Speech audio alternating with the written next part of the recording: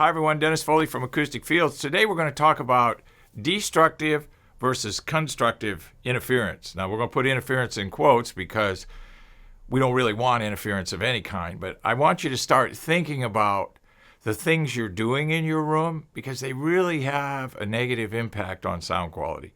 You might not think they do, but sound energy, just because we can't see it, the things we do in our room really have a negative impact on the sound quality. Let's take windows. There isn't a worse surface that you could have in a room than glass. It has a negative impact on frequency response. I understand the need for natural light. I understand the need to look outside and stuff, but it really has a negative impact. So we have to be very careful where we locate our windows in our rooms, okay?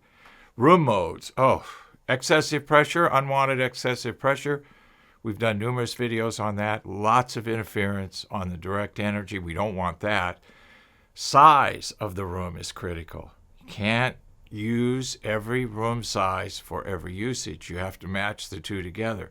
You wouldn't put drums in a closet. Some people do, but you don't, okay? Because it's just too much energy, too small of a box. Pressure levels. You got to be very careful at what you record at. You got to be very careful at what you're listening at. When we do videos here in the studio, we're monitoring my voice and the pressure level of my voice. We're trying to keep it within a range that the post-production people can work with. So if I go too high, I yell too loud, we're going to have distortion. So those are destructive things. Coffee tables in front of your listening position.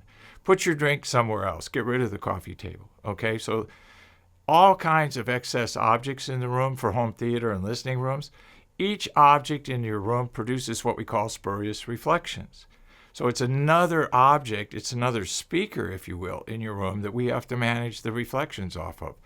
Predictability, consistency, remember? That's what we got to have, okay? So the constructive parts that we can do to our room are match usage to size and volume. We can use the proper rates and levels of absorption. We can use the proper types, amount, and positioning of diffusion. And we can manage the energy to match the usage. So mixing rooms are going to be a little bit different than listening rooms. Not that great. We still have to use the same principles. Live rooms are drastically different than vocal rooms. Vocal rooms are drastically different than mastering rooms. So everything has its position in this continuum that we use in audio. So we have to pay particular attention to all those variables, and we have to use one governing position when we're dealing with destructive and constructive interference.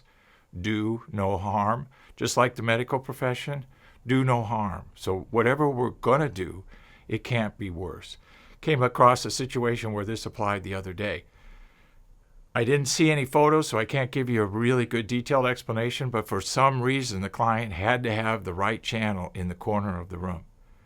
And I told him put the left channel in the other corner because the source has to have the same interference, so to speak, from the room so it balances out.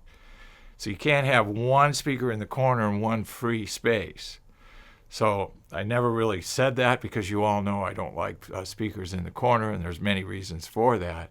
But in this case, we had to have a starting point. We had to have a baseline. So both speakers had to go in the corner.